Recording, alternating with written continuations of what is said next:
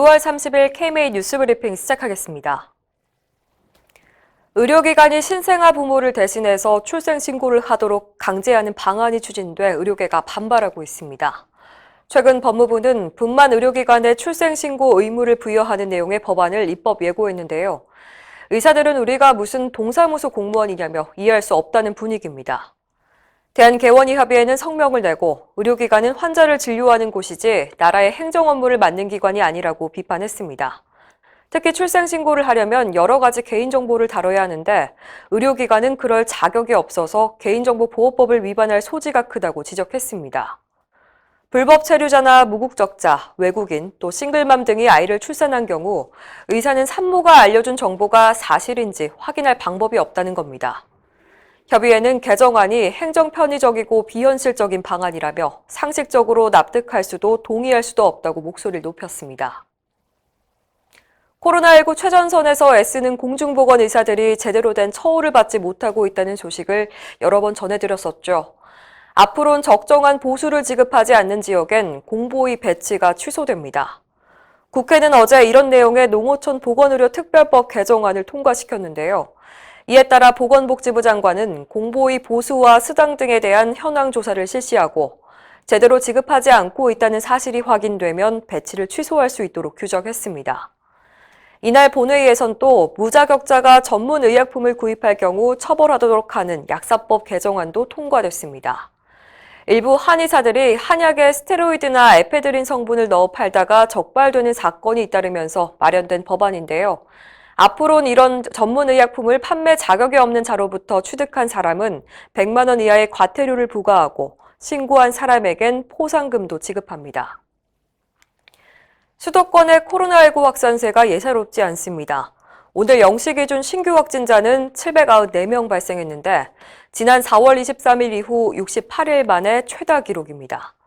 특히 수도권 확진자가 계속 늘고 있는데요. 최근 한 달 사이 약 10% 증가해 전체 확진자의 74%에 달합니다. 이렇게 상황이 악화하자 서울시와 경기도는 선제검사를 확대하는 등 특별 방역에 나설 방침인데 문제는 내일부터 수도권의 방역 조치가 오히려 완화된다는 점입니다. 사적 모임 허용 인원이 4명에서 6명으로 늘어나고 식당과 카페 영업시간도 오후 10시에서 12시까지로 연장됩니다. 영화관이나 PC방, 놀이공원, 대형마트 등은 운영시간 제한이 없어집니다. 의료계는 우려하고 있습니다. 전국의사총연합은 백신 1차 접종률이 30%에 불과한 상태에서 전파력이 강한 델타 변이가 확산할 가능성이 있다면서 이 시점에서 방역을 완화하는 건 국민에게 잘못된 시그널을 줄 수 있다고 지적했습니다. 국내에 도입된 백신 종류는 아스트라제네카와 얀센, 화이자, 모더나 이렇게 4가지죠. 백신 종류가 다양해지면서 위탁의료기관들의 각별한 주의가 필요합니다. 질병관리청은 가능하면 백신별 접종 공간과 인력, 시설을 구분해 운영할 것을 권고한다고 밝혔습니다. 상황이 여의치 않다면 5접종을 막기 위해서 백신별 인식표를 사용하고 백신과 주사기도 별도로 관리하는 게 좋습니다. 용량도 정확히 확인해야 하는데요. 아스트라제네카와 얀센, 모더나는 0.5ml이고 화이자는 0.3ml입니다. 1바이알당 분량도 각각 다릅니다. 아스트라제네카의 경우 10회, 얀센 5회, 화이자는 6회 분량입니다. 접종 횟수도 얀센은 1회 접종, 나머지는 2회 접종해야 합니다.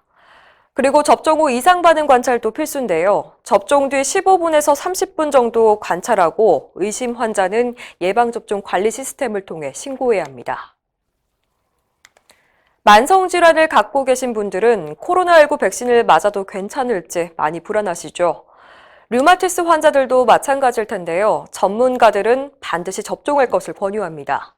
김태환 한양대 류마티스 병원장은 의협신문과 인터뷰에서 기저질환이 있으면 코로나19에 감염됐을 때 위험도가 훨씬 크기 때문이라고 설명했습니다. 류마티스 환자들은 면역 억제제나 고용량의 스테로이드를 복용하는 경우가 많은데요. 이런 약제들이 코로나19 치료제에 대한 반응을 떨어뜨릴 수 있기 때문입니다. 예를 들어 보통 2, 3일 복용하는 감기약을 류마티스 환자들은 일주일 넘게 먹어야 효과를 볼 수 있는 것과 마찬가지입니다.